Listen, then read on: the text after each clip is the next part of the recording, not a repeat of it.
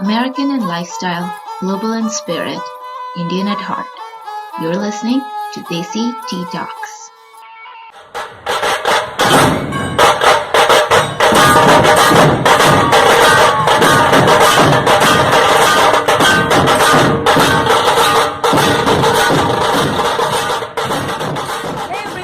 Welcome to another episode of Deity Tea Talks.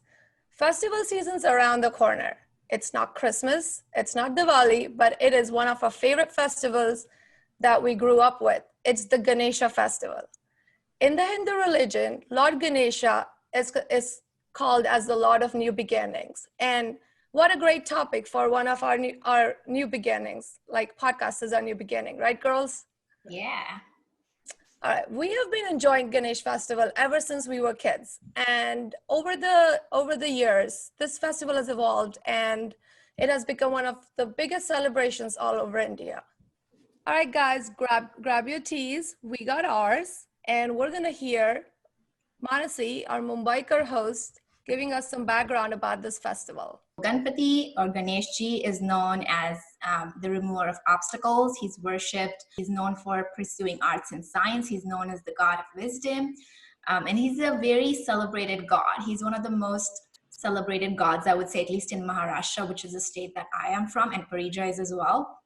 And so if you have never seen the idol or a photo of this god, it's very interesting, actually. His body is in the shape of a human, but his head is actually the head of an elephant. So a little bit of a background for those of you who are not aware of how this particular god came into being. He's actually the son of Lord Shiva and Parvati. And so Parvati basically carved this boy out of a turmeric and the earth or mud, and she basically breathed life into him. And so that was basically her son, and she put him as a guard to her quarters as she was taking a bath, and she instructed him, hey, please don't let anybody in. And so this little boy is standing guard at the door, and Lord Shiva comes from his meditation into the quarters and asks to go in. And this boy says, no, my mother said you're not allowed. And as we know, Lord Shiva has his temper. In his temper, he says, nobody can refuse me anything. I don't even know who you are, and picks up his trident and chops off his head. And at this moment, goddess Parvati, she comes out and sees this, and she's devastated. And she tells Shiva what he did, because he didn't know that this was technically his son. And so she's very upset. And so Shiva promises her that I'll figure something out, but the damage with his trident is basically irreversible. So what he does is he decides to grab the head of the first creature he sees and decides to attach that to the body of this little boy. And that happens to be an elephant that he notices who was already dying. So he attaches the elephant head to the body of the boy and then brings him to life. And this is basically how Ganpati became one of our favorite gods that we celebrate to this day. And I think he's very adored, because if you look at him, you would just fall in love with him. It's just more than religion. He's just such a cute, he's supposed to be one of the happy gods. So you can't not worship him, even if you're not very religious. So Aisha, do you want to give us a little bit of history on the festival itself? Yes, I would. Ganpati festival, actually, I was reading this just a while ago before we were about to record this podcast. Festival has been going on for a while, but it actually became a big deal in the modern Indian history, especially during the freedom struggle.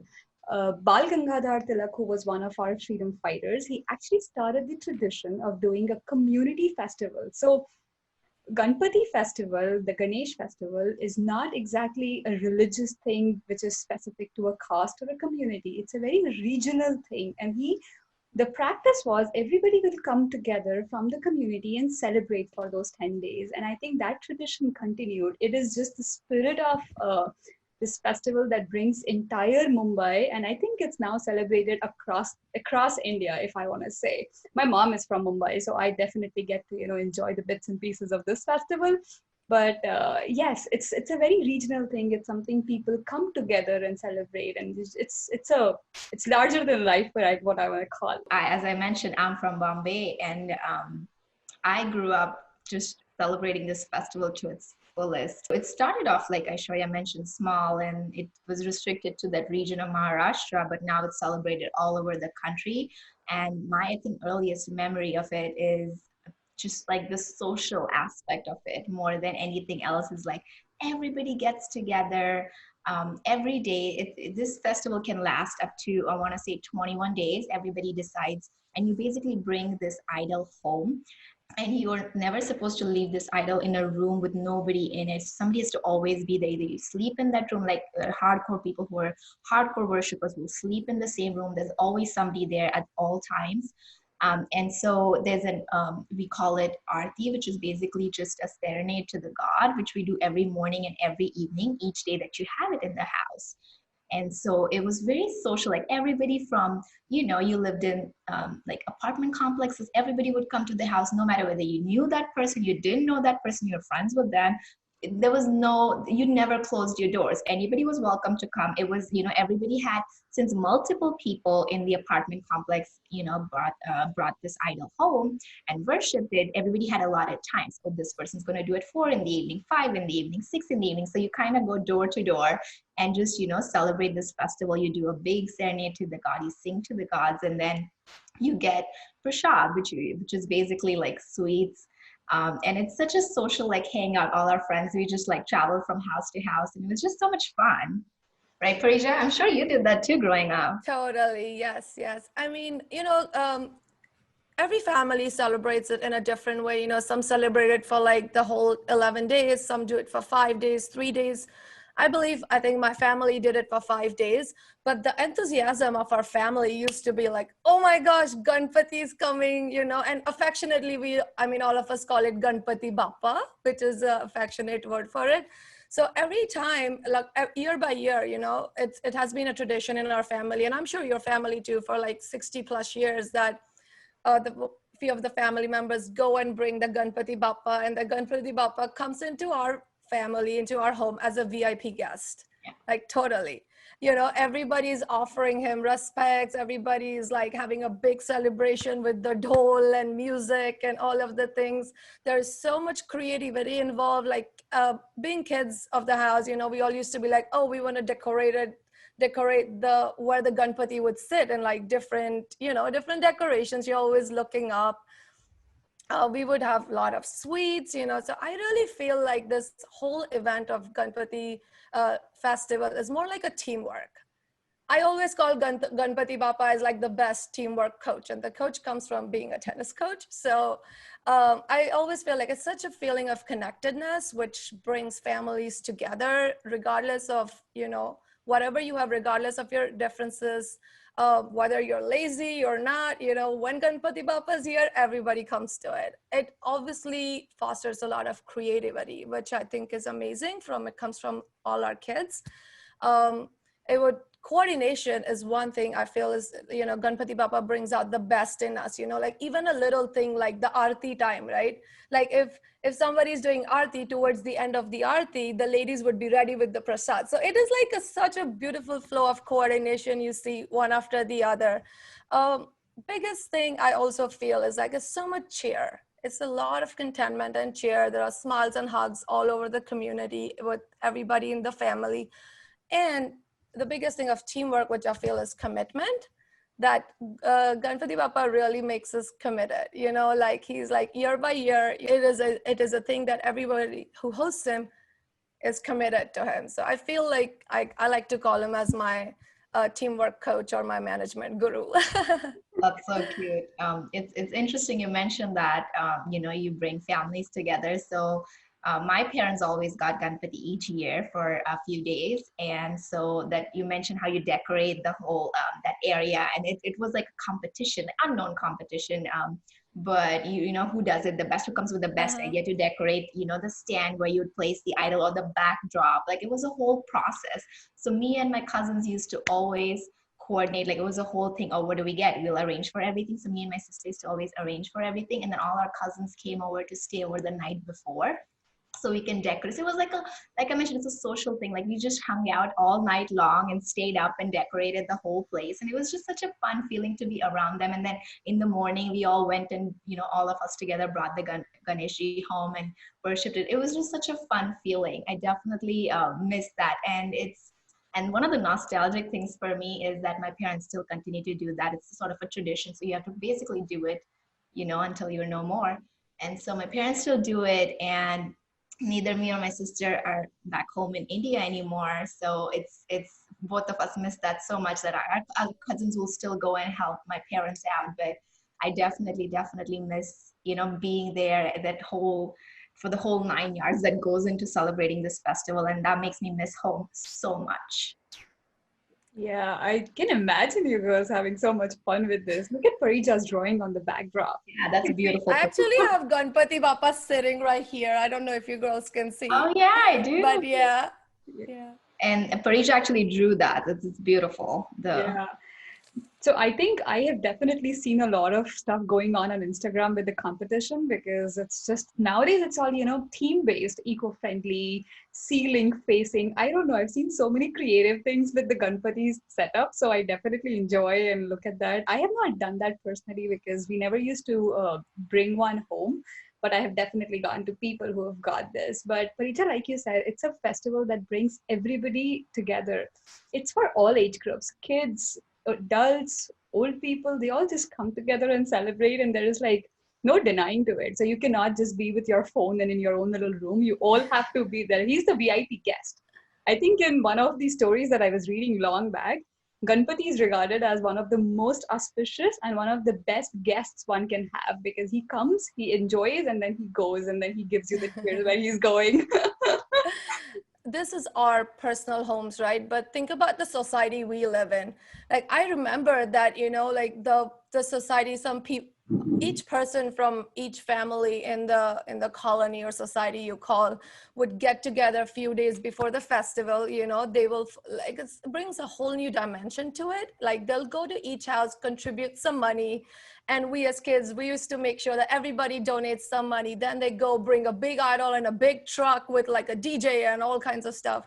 And then and especially in Maharashtra, they do a really cool dance around it. And back in the days, it used to be like only men did it and women did not. But now it's also open. So they would do this dance called Lazim. I don't know if you girls know about it. So as a kid, like I was kind of raised as a tomboy. So my parents would be like, okay, go dance, go dance into that Lazim thing for an hour and, do all of this. So that was so much fun. Like I really miss that. Yeah, I do that dance for us once. I'm going to record it and we're going to put it on our Daisy. It's actually basically a prop that you use to do that dance, and that it's actually a lot of the people that dance to that music. It's called Nasik Dhol. That's the most popular music they'll play, and you'll do the lazim to it. It's so much fun. Definitely, I like, the whole apartment complex getting together. They would have like competitions around it. Like, it was just such a community feeling, and people would set aside differences and hang out in the community common areas and be around this big idol. And speaking of big idols, if you go to Mumbai especially, every block, not just apartment complexes, they will block off streets and blocks to put these huge idols of Ganeshji, and literally it'll be like traffic nonstop. But some of these idols, they're worshipped and they're known all over the country. So people come from like everywhere in the country to worship and actually ask for blessings. And some people, we call it mannat, is basically some idols, but I mean, it's again like a religious belief. It might not be 100% true, but people believe in it, that if they ask something of the god, you'll get it if you do this every year. So they come down every year, ask this thing, and they'll, it's kind of like, like a little bribe. I'll do this if you give me this. So they do that to like certain gods, but it's such a big, all of Bombay, like those, 11 days, 21 days, depending on where you go, it will be crazy. Like I don't think people even work during that time. It's a whole month off. It's a big party. Everybody's dancing at all times. When you bring the Ganeshji, then you take the, Ganeshji away, and we'll talk about that. It's called Visarjan. Parija, do you want to talk about Visarjan, which is basically the immersion of the idol in the water? Oh yes, totally. Before I get to the immersion part, I actually had a really this memory just strike to me is about the Lal Bagh Ka Raja in Mumbai. Like I think he's probably one of the most popular ones. I know there are a lot, but I think Lal Bagh Ka Raja is the most popular one. And I happened to be in Mumbai at that time, and there are two vivid memories that I have. Is one used to be like, it's a whole crowd feeling, like being in the crowd, and the chants that you have during the festival, which goes like Ganpati Bappa, Morya. It's like more like a call and response thing. So like if one person in the crowd screams Ganpati Bappa, the rest of the people will yell out, Morya. And, like sometimes they'll make chants on the spot, which will be like 1, 2, 3, 4, Ganpatita, Jai Jaikar, like which means praise to the Lord. And then the chants just keep on improvising till number 20. So this just goes on and on and on. And I also remember clearly that getting like blessings from Lal Bagh Ka Raja was not very easy. People have said that they have stood in line for 20 plus hours. I had to stand in line for 3 hours, which I did, but I was fortunate to get that blessing. Yeah, actually, my parents back in the day, this was before I was born, lived in that area around Lal Bagh. So we actually know a bunch of people that actually live there. So we actually go through their houses, and that's how we access it. So we don't end up standing in as long. We still have to stand in some lines, but if you're living in the area, you get like a easy pass sort of. So we used to always do that, and it was just that idol. If you look at it even once when this festival is going on, you will be in another world. It's just so impressive each year. It's a very traditional idol, but it's just something very impressive about it that'll just like stun you, and you'll be made to believe that, okay, this is something that I need to bow down to. It's so impressive. Yeah, so my aunt actually lives in the area, and she took me. So I did stand in the line for 3 hours, but not, I think, right about 3 or 4, not 20. But like to your point, Manasi, I think the idol is so big and magnificent. You can't even glance through the whole thing in one go. You have to, take a pause, think about what's so much bigger in life, and then it's magical. It's so beautiful. And yeah, Lal Bagh, you said, is one of those big idols that come in the Ganesh festival. I wish I could go again. Talking about the Visarjan, Visarjan is a process where at the end of the 11th day, you take the Ganpati Bappa and you lay them into the ocean, and with the hope, not with the hope, we know that they're definitely coming back next year, but it's kind of the end of the festival so Visarjan is a big party. I'll call it the carnival time. The entire city, pretty much all the cities nowadays, they stand still. Visarjans go on for hours. And talking about Lal Bagh Ka Raja, I was reading on it, is their Visarjan lasts 24 hours. How are you supposed to get to work next day? Like, I don't think you can get to work. Yeah, nowadays with the more like eco-friendly ones, eco-friendly Ganpatis and all. Eco-friendly, I mean that the idols are made with eco-friendly material, but like which is easier to immerse and does not harm the mother nature, I believe. So there are different ways. How did you guys do it? So initially when it wasn't such a big trend, we just got whatever was available. It was made out of mud, and a lot of controversy happened. Obviously, it's not good for the water. Being an environmental engineer back then too, I was like, oh my gosh, this is not good, because you're immersing the idol in the water in the ocean, but you're also putting in all these garlands, and you're putting sweets in the ocean. It just like causes so much pollution. So as soon as eco-friendly Ganpatis became available, a lot of people just make it themselves too. You can mold them out of a lot of very easily miscible things into the water now, and so it doesn't cause pollution. It comes from awareness. So as long as the people are aware, they try to do the right thing. It's not like very expensive or anything.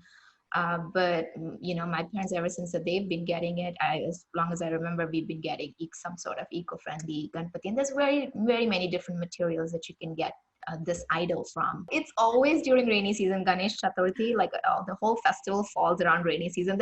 And when it rains in Bombay, like in Maharashtra, when it rains. It rains the 3 months nonstop. So there's hardly a day that goes by that doesn't rain. And it's just like Visarjan, like we said, it's a big community thing. Sometimes hundreds of people, especially a popular idol like the Lal Bagh Raja, there'll be hundreds and thousands of people in the streets, and the rain just makes them even crazier. They'll dance for hours longer. You would think it would reduce the time. No, it just gets them on a different high, and people are just dancing like with the doll, with this instrument playing, and it's a party. The rain just honestly makes it better for everybody. My cousin who lives in San Francisco, I think 2 years ago, they had the Ganpati, they got the Ganpati. And during Visarjan time, they took the Ganpati in the cruise and, immersed it into the Pacific Ocean. And they were so proud that, not all Ganpatis live in the Indian Ocean, some also live in the Pacific Ocean. So I actually know a couple people who are, I think, again, in the Bay Area, around that area, who still do something. They don't necessarily immerse it because it's not allowed, but they do it. And it's funny, actually. Last couple of years, a couple of my friends do it here too, and you actually can go to Newport Beach. There's a couple places where you can do it, but they get it like a really small Ganeshji, and it is made with eco-friendly materials, and it's permitted to be immersed in the ocean. I love the craftsmanship, the artistic part of Ganpati that goes into it. Like, people are so creative. I believe a few years ago, like somewhere in Holland, they celebrated. So they made Ganpati out of oranges. I think it was one of the Bollywood actors that had tweeted it or something like that, but the entire Holland was orange. And some places, I don't know where in India, but they made Ganpati out of bananas and chocolates. So it's so artistic. Yeah. I actually tried to create one with vegetables one time, just like, putting all of them together.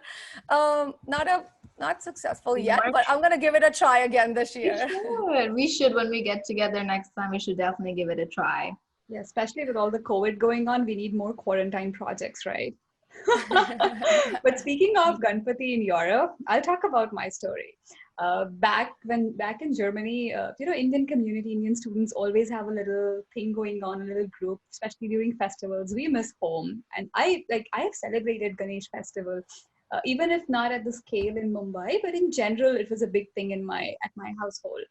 Coming from a Brahmin family, it's always the thing, you've got to celebrate every festival.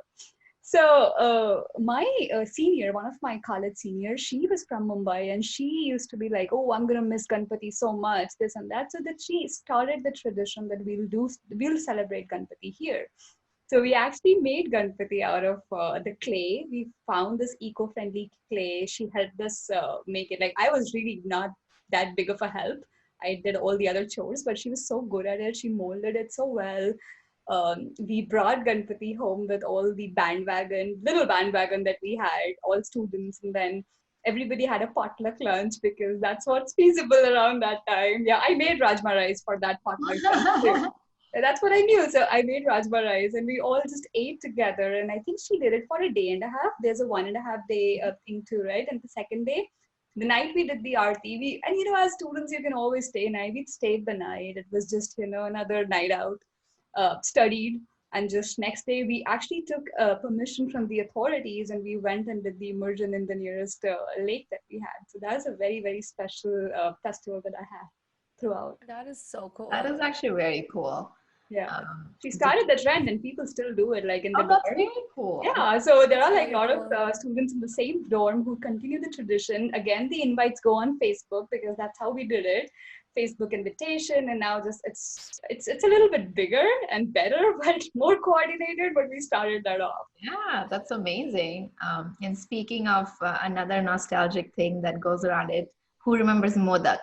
So modak is this sweet. Basically, it looks like a dumpling. Actually, it looks exactly like a dumpling, but pictured a sweeter version. So you can put coconut in it, sugar, and it's a very. It was known that Lord Ganesh, he loved modak. So every Ganesh festival, you have to have modak every day. That it's such a traditional thing. Yeah. I remember making it because one Ganpati time I was by myself, and. That was the time when I was like, oh, what do I do by myself? So I just celebrated Ganpati festival by making modak for myself. I believe they make 21 modaks to offer it to the god. And that's all I did. I made it 21 modak every single day. Fried and the steamed. I like the fried ones more though. I've never made them. I have definitely eaten them whenever I get it. I like the chocolate modaks. I don't know. I've eaten chocolate modaks. Yeah, I like them too. Yeah, There's so many different kinds. versions of it now. Like originally, it was just like that sweet dumpling. Now Yeah. you get even like the sweet peda, we call it. So it's a sweet. You get that in the shape of a modak and also chocolate. Like there's so many different versions of it, though. So it's very interesting how Ganpati festival goes by in Mumbai because Modak is a very traditional offering that is given to Ganeshji. But my family, like my maternal side, my grandma has always made the very specific Rajasthani style churma. So I have always asked her that if everybody else around is making this modak, why have you not done this? But she's like, we've always offered God this. And then I think that's the whole thing about Ganesh festival. Everybody waits for each other's turn because they can taste the other person's prasad that they want to offer. My grandma would always make this churma and it used to taste so good. I mean, I think everything tastes so great in the festival. All right, guys, on that sweet note, we're going to end our today's episode. Thank you for listening to Desi Tea Talks. Please go follow us on all our social media platforms. This video will also be uploaded on YouTube. So go subscribe Desi Tea Talks and leave us a fun comment. Stay tuned. Thank you.